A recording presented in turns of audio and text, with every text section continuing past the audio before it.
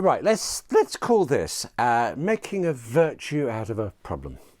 My Mac Mini has decided it won't go on my Wi-Fi network. You know, it always did before, and actually even now, my iPhone over there and my iPad, they are humming on that same network. But the Mac Mini, not so much. I don't pretend to know the answer about Wi-Fi yet, but I do know the solution. The solution to how I am going to write and deliver all of the work I've got to do today, and which I can't just leave aside for hours while I try to figure this out. And that solution is tethering.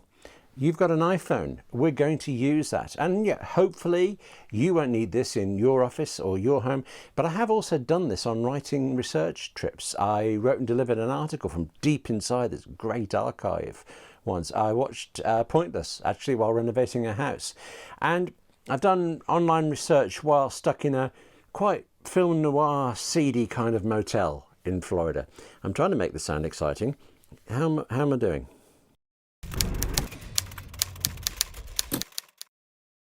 Hello, I'm William Gallagher and this is 58 Keys for writers like you and me who use Macs and iPhones and iPads. Do subscribe because it helps hugely. We have so much to talk about.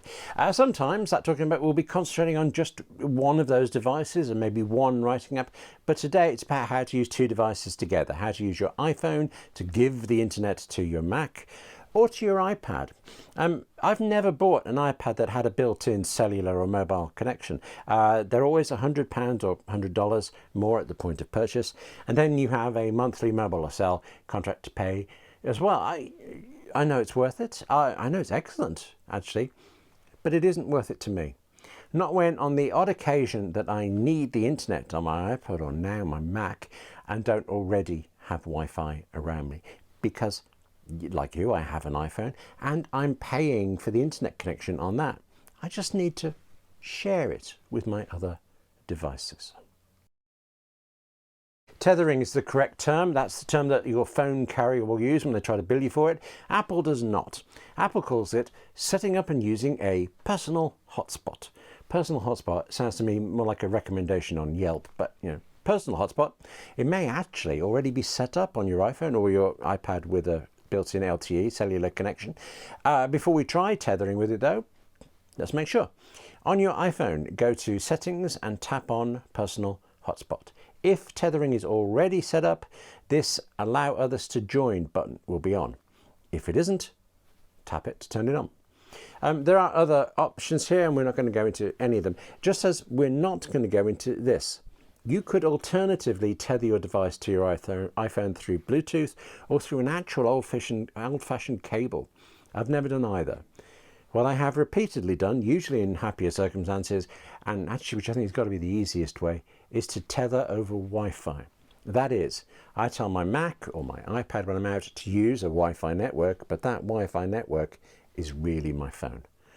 All I'm concerned about then is accessing the phone, so turning on this Allow Others to Join option and keeping it secure. I don't want everybody else around me using it, hence the blurring of the password.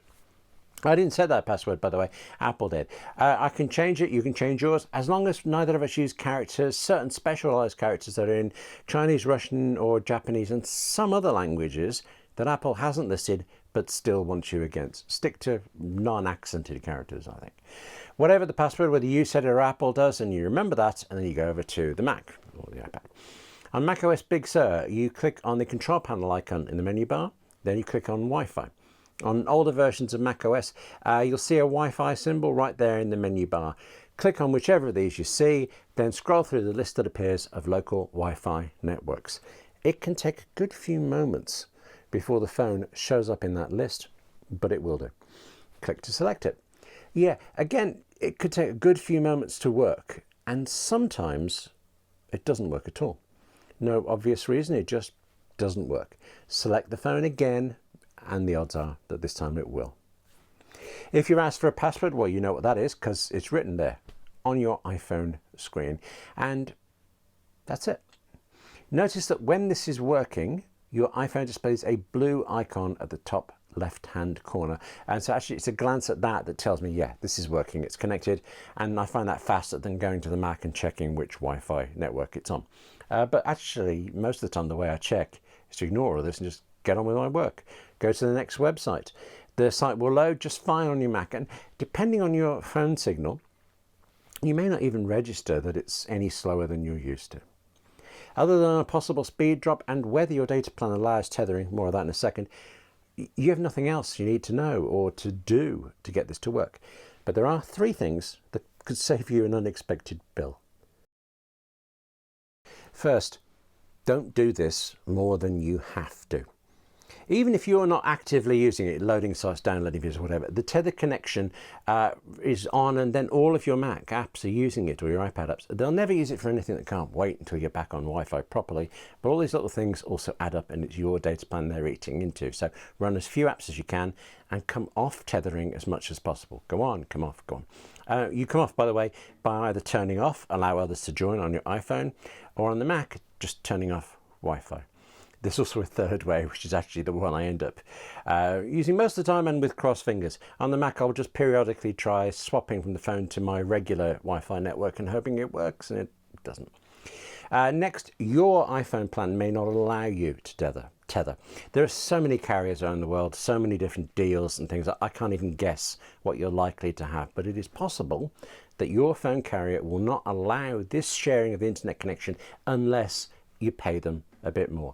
It could well still be worth it, but I can't tell you what the figure is. You need to look into it. Last, regardless of what you're paying, regardless of your data plan, even if it's got a name like unlimited, there are limits.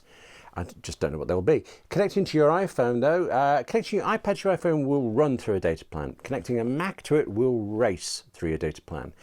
Nonetheless, just for an example, I did this yesterday, and over about 10 hours solid working, I was tethered at the Mac for maybe 7 of those.